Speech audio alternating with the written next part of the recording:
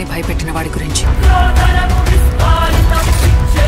ఆయుధంతో విధ్వంసం చేసేవాడు రాక్షసుడు. ఈ దేవుడు మంచోడు కాదు.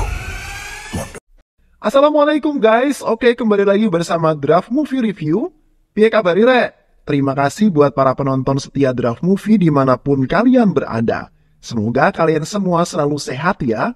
Kali ini Draft Movie sudah merangkum sebuah film yang berjudul Eagle 2024. Bagaimana keseruan filmnya? Nggak perlu banyak basa-basi, ini dia alur ceritanya.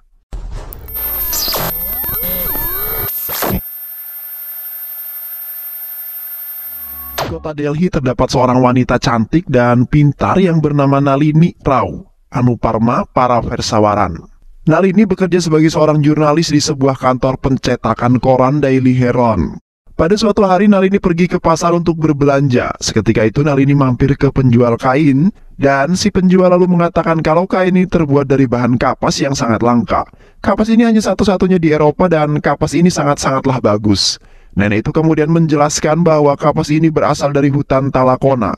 Kapas ini sangat langka sekali dan diproduksi oleh Sahadev Pharma, seorang petani kapas di hutan Talakona. Nenek ini sangat mendukung kalau kapas langka ini dan petaninya bisa terkenal kemana-mana.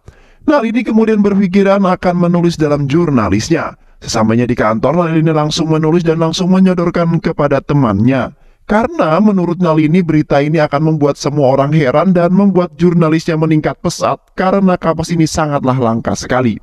Tak lama kemudian laporan itu disetujui dan langsung dicetak dalam koran untuk segera dipasarkan. Setelah dipasarkan, Nalini merasa bangga karena mungkin saja berita itu bisa membuat topik the best. Namun perkiraan Nalini salah, di mana orang-orang tidak kemudian mempercayainya. Bahkan mereka kemudian melaporkan bahwa berita yang diedarkan itu adalah sebuah hoax. Akhirnya Nalini dipanggil untuk datang ke kantor. Di sana Nalini kemudian dimarahi oleh bosnya karena telah memberitakan berita yang hoax. Nalini menjawab kalau dia hanya menulis sebuah artikel saja. Bosnya lalu menanggapi bahwa artikel itu bukan suatu hal yang sepele, melainkan berita yang telah diedarkan oleh kantor kita. Nalini kemudian diinterogasi yang mana Nalini mendapat berita itu dari mana. Kemudian Nalini menjawab dari seorang penjual kain. Nalini lalu ditanya lagi apakah kamu melihat langsung kapas langka itu? Akhirnya Nalini memutuskan untuk mencari bukti tentang kapas langka tersebut. Dan Nalini akan menulis dalam buku jurnalisnya sebagai bukti. Keesokan harinya Nalini berangkat ke hutan Talakona untuk mengumpulkan bukti. Sesampainya di sana, Nalini bertanya dengan pedagang lokasi tanaman kapas itu berada. Sesampainya Nalini di lokasi, ternyata di sana bukanlah hamparan kebun kapas, melainkan tanah yang tandus, yang hanya ada batang pohon yang sudah mati. Tak lama kemudian Nalini bertemu dengan seorang kakek-kakek. Kakek itu lalu memberikan sebuah persembahan kepada patung yang berada di sana. Setelah kakek itu memberikan sesajen, Nalini kemudian bertanya mengapa tempat ini tidak dipenuhi kebun kapas, melainkan hanya lahan yang kosong. Dan siapakah patung yang kakek sembah tersebut? Kakek itu kemudian menjawab kalau dahulu memang ini adalah ladang kapas. Tetapi pada suatu hari terjadi sebuah peperangan yang membuat ladang ini hangus. Dan orang itu adalah seorang pria yang tangguh yang mampu memenangkan peperangan tersebut. Nalini kemudian pergi ke kantor polisi Tanah Loka untuk menanyakan sesuatu kepada Pak Kapolda. Di kantor polisi, Nalini kemudian menanyakan siapakah orang yang tinggal di tempat tersebut dan apa yang telah terjadi di sana setahun yang lalu. Pak Kapolda kemudian menjawab itu bukan hal yang kecil yang bisa kamu catat ketika tidak memuji apa yang telah dia lakukan. Dan aku juga tidak akan pernah lupa bahwa dia bukanlah manusia melainkan bencana alam. Nalini kemudian pergi ke MLA yang diantar oleh Luna untuk mencari informasi mengenai laki-laki tersebut. Sesampainya di kediaman MLA, Nalini kemudian menanyakan lokasi bukit itu. Seketika orang yang ada di sana termasuk MLA langsung bergemetaran seluruh badannya. Sontak MLA itu mengatakan dengan gemetaran kalau bukit itu adalah hiruk-pikuk kehancuran yang sangat berbahaya di atas bukit itu. Nalini kemudian diusir keluar dari kediaman MLA karena sudah membuat MLA shock dan mengingat-ingat masa lalu. Saat di luar, Nalini berkata bahwa Nalini akan menggali penipuan secara lengkap. Dan Nalini juga mengancam kalau Vikas tidak menceritakan, maka Nalini akan membuat hidup Vikas sengsara, di mana Nalini yakin tato yang ada di tangan Vikas kode loker Bank Nasional Punjab. Dan Nalini akan melakukan suatu panggilan di mana aset bernama pria itu akan publik. Lalu, nyawa Vikas dan MLA akan melayang. Vikas kemudian menceritakan kisah yang sebenarnya. Di atas tanah hijau yang seluas 10 hektar terdapat rumah pertanian yang aman dan juga damai. Di samping itu mereka memiliki pabrik tekstil kapas. Di sana ada seorang pria yang bernama Sahadev Varma yang berprofesi sebagai seorang petani kapas. Pria itu memiliki kapas yang terbaik sehingga mereka menganggapnya sebagai Tuhan. Pada waktu itu, si Jai sahabatnya Sahadev sedang melatih anak-anak memanah. Kemudian ada sekelompok orang lewat di depan rumah Sahadev, yang mana mereka sedang mengadakan kampanye pemilihan pemimpin, dan MLA yang mencalonkan dirinya sebagai seorang pemimpin. Dengan penuh kesombongan salah satu pria memberikan pamflet dengan melemparkannya ke udara. Kemudian Sahadev muncul dan bersiap-siap untuk memanah pamflet itu. Kemudian Sahadev melepaskan busurnya yang mengenai tepat pamflet itu. Namun malah kelabasan yang akhirnya busur itu menancap ke pantat pria itu. Pria itu marah karena merasa pamflet dan MLA-nya direndahkan oleh Sahadev. Kemudian pria itu malah menghina budidaya kapas milik Sahadev. Kemudian Sahadev menjawab bahwa lebih senang membudidaya kapas karena menenun itu dibuat dengan menggunakan tangan dan hati. Dan itu semua membuat Sahadev bahagia. Di rumah MLA, anak buahnya mengatakan akan kedatangan seorang pria pembisnis yang bernama Rajesh Rumani, dan seketika Rajesh datang menemui MLA dan menjelaskan tentang bauksit. Bauksit adalah jenis batuan yang berbentuk melalui sebuah proses literasi dari batuan asal yang kaya akan unsur aluminium. Kemudian Rajesh membayar MLA dengan mahal untuk mencari bauksit dengan Google Maps di area perbukitan. Setelah mendengar cerita Vikas, Nalini kemudian pergi meninggalkan begitu saja. Ketika di dalam mobil, Nalini bertemu dengan seorang pria bernama Rao. Kemudian Rao mengajak Nalini ke peternakan lebah untuk menunjukkan ruang rahasia yang ada di sana. Nalini kemudian bertanya tentang bauksit dan atasannya Rao. Rao kemudian menjawab, bauksit adalah harta nasional raja. Namun yang dibahas adalah seorang pembunuh yang dicari-cari oleh dunia, yaitu Egel. Pada suatu hari Rao bertanya dengan ibunya mengenai masalah tahun lalu. Setelah itu ibunya menjelaskan pada waktu itu banyak sekali orang-orang yang menyelundupkan senjata-senjata ilegal melalui sebuah kontainer. Sementara itu ada seorang sniper yang selalu menggagalkan pengiriman senjata ilegal. Seorang sniper itu menembak dari jarak 800 meter dan ia dijuluki sebagai Egel. Setelah itu Rao bertemu dengan seorang pria, dan waktu itu ketika Rao menyebut nama Egel, seketika para anak buahnya mengeluarkan senjata untuk berjaga-jaga. Kemudian pria itu mengajak Rao pergi ke ruangan rahasianya. Kemudian pria itu menceritakan pada waktu itu seorang pria berkepala botak yang tewas karena kepalanya tertembak hingga tewas. Seketika itu ayahnya si kepala botak pergi ke sungai untuk mencari sesuatu. Di saat itu Sahadev sedang berada di sungai untuk memancing. Karena Sahadev mengetahui kedatangan mereka, maka Sahadev bergegas pergi untuk bersembunyi. Sahadev pergi ke markasnya untuk mengambil senjata untuk membantai mereka. Dan tak lama kemudian Sahadev menembak bom yang sudah disembunyikan oleh Sahadev. Kini Sahadev berhasil melumpuhkan semua orang-orang yang berada di dekat sungai. Dan ternyata tinggal tersisa satu orang lagi yang berpura-pura mati. Namun awalnya Sahadev tidak ingin membunuh pria itu, tetapi Sahadev berpikir lain untuk menembak pria tersebut hingga tewas. Kemudian Sahadev menghubungi ayah si kepala botak lalu mengatakan, apakah kamu sudah siap? Dan tak lama kemudian, lokasi di mana si botak bertempat tiba-tiba meledak. Kini Sahadev sudah menjadi seorang buronan seluruh kota India, dan banyak sekali orang yang ingin membayar mahal jika bisa menangkap Sahadev. Di malam hari, Rao yang melihat kontainer yang sedang mengeluarkan barang-barang dari dalamnya, dan barang-barang itu kemudian dimasukkan ke dalam sebuah mobil jeep. Lalu mobil jeep itu dengan cepat meninggalkan tempat tersebut. Yang ternyata Sahadev mengambil identitas seorang petani kapas di hutan Talakona dan menyadap semua transaksi senjata ilegal dari sana. Di malam harinya, Nalini pergi ke bar untuk menemui Vikas. Nalini lalu mengatakan bahwa dia sudah mengetahui identitas Sahadev sebenarnya, yaitu dari agen Rao. Setelah itu Vikas menceritakan ketika Vikas dan MLA pergi ke rumah Sahadev. Di pagi hari Rajesh pergi ke kantornya yang bernama Rumani Industri. Ketika Rajesh ingin masuk ke kantor yang dikawal oleh anak buahnya, tiba-tiba anak buahnya satu persatu tumbang karena ada yang menembaknya. Mereka pun panik dan berusaha melindungi Rajesh agar tidak terkena sebuah tembakan. Namun pada akhirnya Rajesh berhasil masuk ke ruangan dengan selamat. Rajesh merasa ketakutan setelah melihat kejadian tadi. Namun tiba-tiba Sahadev sudah berada dalam ruangan Rajesh. Sahadev memerintahkan Rajesh untuk memerintahkan MLA agar datang ke rumah Sahadev. Kemudian Rajesh menghubungi MLA, lalu memerintahkan MLA untuk pergi menemui Sahadev secepatnya. Dan tak lama kemudian MLA sampai di rumah Sahadev karena mereka tidak masuk, dan tak lama kemudian ada seorang kakek-kakek yang masuk. Lalu pintu gerbang itu terbuka dan itu adalah kesempatan bagi MLA untuk masuk. Kemudian MLA dan anak buahnya berhasil masuk ke dalam, dan setelah itu ternyata mereka sudah ditunggu oleh Sahadev yang sedang memperbaiki ban mobilnya. MLA kemudian mengatakan kalau dirinya sudah terkenal di mana-mana, sedangkan engkau hanyalah seorang petani kapas biasa yang tidak mempunyai jabatan yang tinggi. Karena tersinggung dengan ucapan MLA, sontak Sahadev marah, dan tanpa basa-basi lagi, Sahadev kemudian mengatakan, kalau kau hanya menginginkan dan mencari bauksit yang berada di dekat perbukitan. Kemudian Sahadev melemparkan kunci lalu mengusir mereka untuk keluar. Dan seketika itu mereka langsung terdiam dan langsung meninggalkan kediaman Sahadev.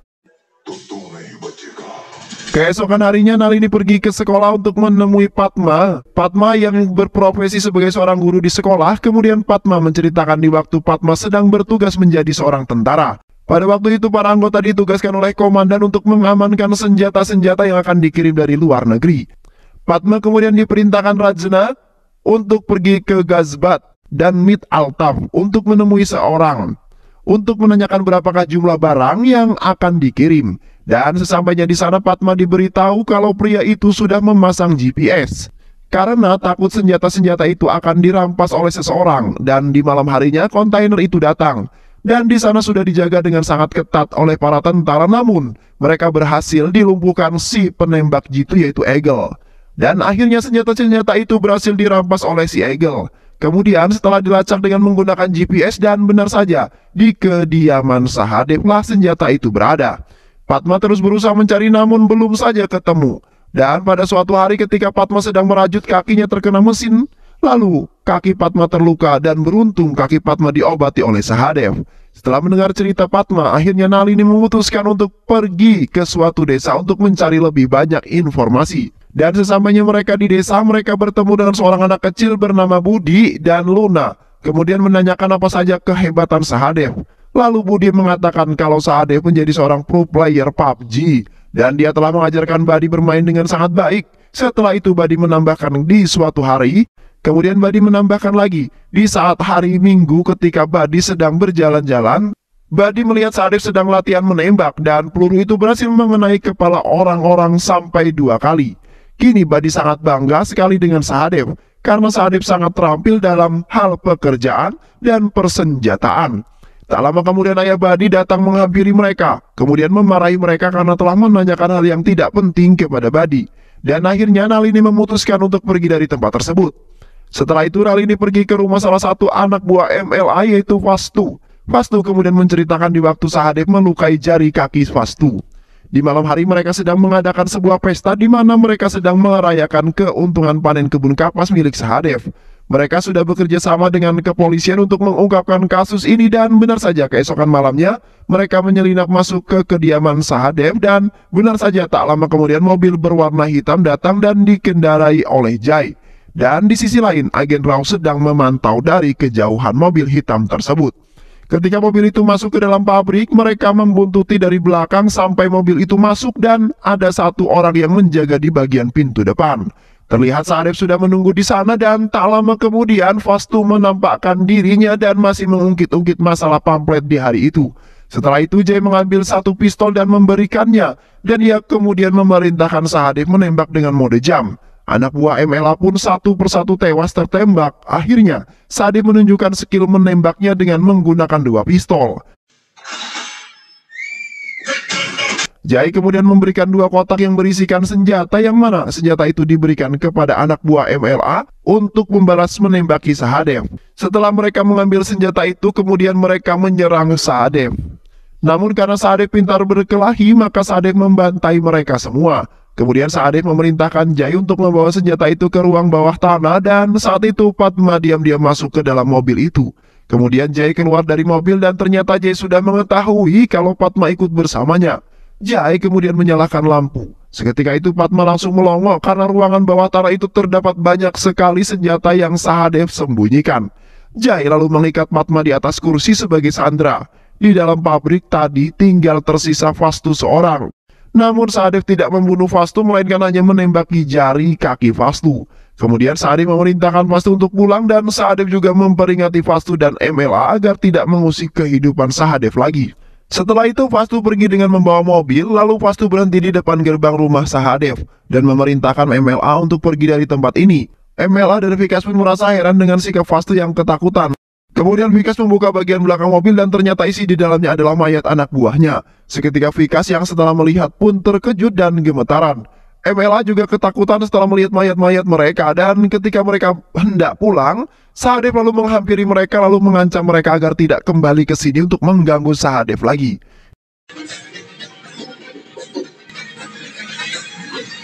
Di sisi lain, Nalini bersama dengan Luna dan Badi tengah mengumpulkan informasi yang telah didapatkan oleh Nalini. Badi kemudian menceritakan pada waktu itu dia melihat Sahadev bermain PUBG secara nyata dan ini baru pertama kalinya Badi melihatnya. Di dalam hutan ada satu kelompok tentara yang ingin berniat melumpuhkan Sahadev. Mereka juga sedang membuat sebuah rencana yang dipimpin oleh tentara berkepala botak. Tak lama kemudian, Agen Rao datang ke kediaman Sahadev dengan menyamar sebagai agen survei Airphone Network. Ketika ingin masuk ke Agen Rao bertemu dengan MLA. MLA kemudian mengatakan bila ingin masuk bukanlah orang biasa yang bisa masuk. Tak lama kemudian pintu gerbangnya terbuka dan Agen Rao pun langsung bergegas masuk ke dalamnya. Sesampainya di dalam, Sahadev dan Jai sedang duduk di samping kolam. Agen Rao kemudian mengatakan ingin survei mereka. Karena sudah mengetahui siapakah Agen Rao sebenarnya, Jai kemudian melemparkan sebuah foto-foto ketika ia sedang bersama Rajesh.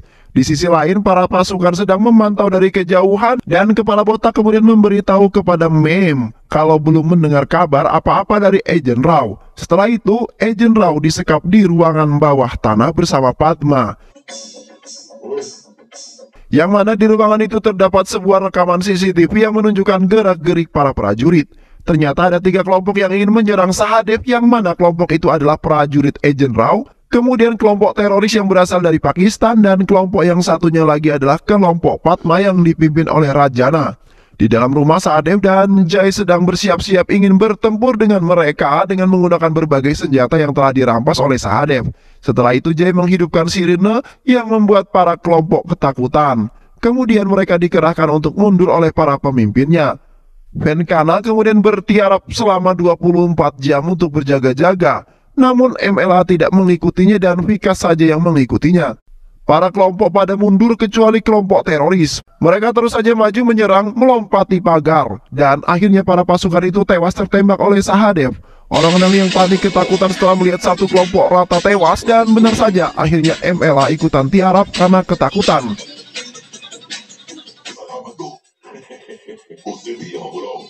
Setelah itu Nalini dan Luna pergi ke tempat penyimpanan dokumen untuk mencari identitas seseorang. Sesampainya di sana Nalini mencari-cari dokumen-dokumen lama dan akhirnya Nalini menemukan dokumen seorang wanita yang bernama Rachana.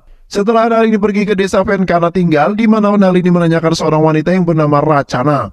Venkana mengatakan kalau ia tidak mengetahui persis cerita siapakah Rachana sebenarnya, karena sudah 10 tahun yang lalu Venkana mengenalinya. Namun ada seorang pria yang bernama Jai yang bertugas bertanggung jawab menyebarkan kapas impor kami dari Eropa ke seluruh dunia, dan kini ia tinggal di Poland. Beberapa hari kemudian Nalini pergi ke Poland untuk menemui Jai, dan sesampainya di sana Nalini menanyakan kepada seseorang penjual benang apakah dia mengenal Jai yang dulu selalu mengimpor kapas ke Eropa, dan pria itu berasal dari India. Pedagang itu kemudian mengatakan kalau ia tidak mengenalinya.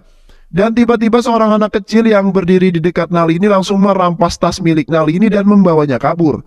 Nalini terus mengejar anak tersebut dan akhirnya anak kecil itu berhenti lalu memberikan jurnalis milik Nalini kepada seorang pria yang ternyata pria itu adalah Jai. Kemudian Jai mengatakan bahwa Jai berpikiran Anda akan menghubungi MLA atau bahkan Rumani. Setelah itu Nalini mengatakan dia hanya ingin mengetahui siapakah Rachana dan ada hubungan apa antara Sahadev dan Rachana. Nalini meminta tidak ada basa-basi lagi, melainkan Nalini juga meminta Jai untuk menceritakannya. Di atas gedung Jai kemudian menceritakannya. Pada 10 tahun yang lalu Sahadev dan Jai sedang berada di atas gedung yang sangat tinggi. Karena sesuai dengan kontrak mereka harus membunuh seorang petugas polisi yang bernama Kali Pratap. Kemudian polisi itu berjalan dan menabrak seorang wanita yaitu Rachana. Kemudian Sahadev menghentikan penembakannya karena ia melihat wanita yang sangat cantik sampai-sampai Sahadev langsung merasa jatuh cinta kepada Rachana. Polisi itu kemudian lolos dan akhirnya Sahadev malah menendang wanita itu karena baru pertama kali ia menemukan wanita yang secantik dan sebaik Racana. Setelah itu, di saat Racana berjalan di sebuah gang, tiba-tiba ada seorang preman yang memalak Racana. Racana dipaksa untuk memberikan handphonenya, perhiasannya serta tasnya. Namun Racana tidak memberikan tasnya, Racana kemudian ditodong dengan pistol. Dan tak lama kemudian Sahadev menembaki kaki-kaki perampok tersebut dan tak lama kemudian perampok itu menyerahkan handphone milik Racana. Dan Racana pun menampak kebingungan karena siapakah yang telah menyelamatkannya. Racana berprofesi sebagai seorang guru dan desainer. Dan keesokan harinya di kota diadakan sebuah perlombaan fashion show, yang mana Racana ikut serta dalam perlombaan tersebut. Namun ketika diumumkan ternyata Racana tidak menang dalam perlombaan itu. Dan sontak Racana merasa sedih, namun Sahadev tiba-tiba menembak salah satu balon yang membuat hiasan yang di dalam balon itu berhamburan dan membuat Racana bahagia kembali. Kemudian, Jai memperlihatkan tempat di mana Racana dahulu mengajari anak-anaknya. Dan pada waktu itu Sahadev duduk dan memperhatikan Racana ketika ia mengajar.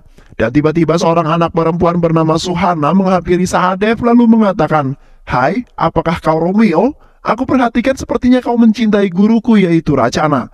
Sekarang dia tidak ada yang ia cintai melainkan ia sekarang sangat single. Apakah kau mencintainya? Saya bisa membantu jika kau menginginkannya." Sahadev terus memperhatikan Racana saat di taman. Kemudian di saat Racana sedang bersantai, Sahadev kemudian menembak apel yang berada di samping Racana. Racana kemudian membuat video di mana ia mengalami bahwa ada seorang yang misterius lalu membantunya. Tetapi dia tidak membantunya saja melainkan membantu orang lain juga. Beberapa hari kemudian Sahadev mengirim kado yaitu baju dan tak lupa Sahadev juga memberi semangat kepada Racana untuk membuat baju yang bagus agar menang dalam lomba selanjutnya. Keesokan harinya, dan mendapat semangat dari orang misterius, akhirnya Racana menang dan mendapat sebuah penghargaan sebagai baju yang paling bagus. Suhana kemudian mempunyai ide yang mana Suhana akan mempertemukan mereka dalam kereta gantung. Dan setelah itu Suhana menjelaskan kepada Racana kalau pria misterius itu adalah Sahadev. Karena barusan saja bertemu mereka agak sedikit malu dan akhirnya lama-kelamaan mereka akrab dan memutuskan untuk menikah dan dikaruniai oleh seorang anak. Kemudian kembali ke cerita Badi. Badi menceritakan seolah-olah peperangan ini adalah game PUBG. Pada waktu itu seorang dari CI, Chennai telah datang. Kemudian dia memerintahkan untuk memberhentikan peperangan ini dan menghitung mundur dari angka 5. Tapi tak lama kemudian Sahadev menembak alat pengeras yang digunakan pria itu. Ketika pria itu ketakutan dan langsung ikut tiarap bersama mereka. Para prajurit terus menembaki Sahadev, namun dengan santuinya Sahadev menembaki mereka dan akhirnya satu persatu tumbang karena terkena tembak di bagian tangannya. Kemudian mereka melemparkan bom asap yang membuat mereka tak terlihat. Kemudian mereka diam-diam menyelinap.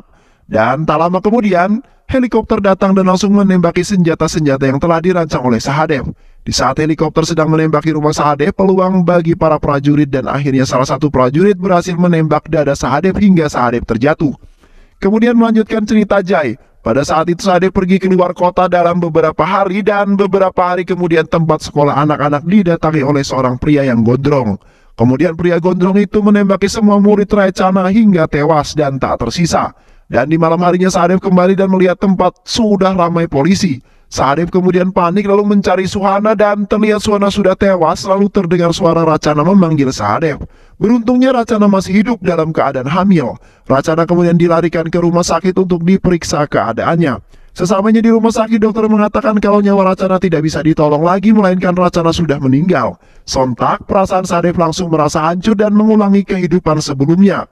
6 bulan kemudian setelah kematian Racana, ada seorang penyelundup senjata secara ilegal dan tak lama polisi datang namun Sahadev membantu mereka. Padahal di saat itu pria gondrong yang telah membunuh anak-anak dan Racana. Hati Sahadev serasa hancur, tak ada harapan apapun.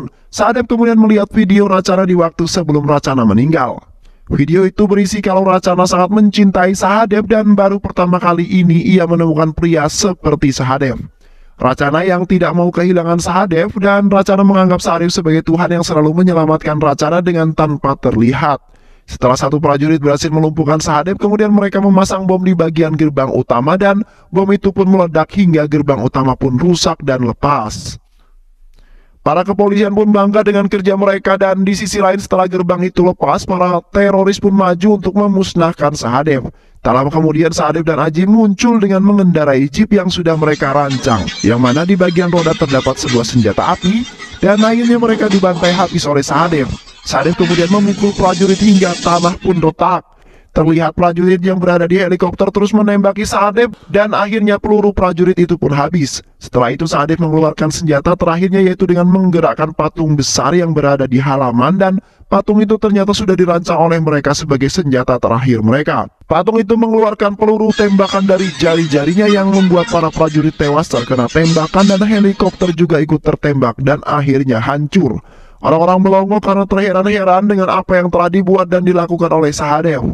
Setelah itu Sahadev mengangkat pintu gerbang dengan tangan kosong yang membuat orang-orang semakin ketakutan. Lalu Sahadev memerintahkan mereka untuk pergi meninggalkan tempat itu. Setelah itu memimpin prajurit meminta kepada Maam yang mengirimkan pasukan udara secepatnya. Beberapa menit kemudian Pratap datang, yang mana Pratap adalah ayah dari Suhana yang di waktu itu Pratap berprofesi sebagai seorang polisi. Setelah itu ia dipenjara karena telah membunuh pria gondrong itu, dan kini ia sudah bebas dari penjara. Pratap diperintahkan oleh Rajesh untuk menghabisi Sahadev. Pratap kemudian pergi ke ruang bawah tanah dan di sana terjadilah duel maut antara Pratap dengan Sahadev. Pratap menyalahkan Sahadev karena di 10 tahun yang lalu, gara-gara Racana dan Sahadev anaknya yaitu Suhana tewas tertembak. Kini ia datang untuk membalaskan dendam anaknya, namun Sahadev bangkit kembali dan mengatakan tidak ada seorang pun yang bisa menghabisi Sahadev. Sahadev kemudian menantang Pratap untuk maju melawannya, dan benar saja Pratap dipukuli habis-habisan hingga jatuh tersungkur. Sahadev kemudian menolong Pratap dan mengatakan di saat 10 tahun yang lalu Suhana sudah ia anggap sebagai anaknya sendiri. Sahadev juga menambahkan Suhana lah yang telah mempersatukan Sahadev dengan Racana.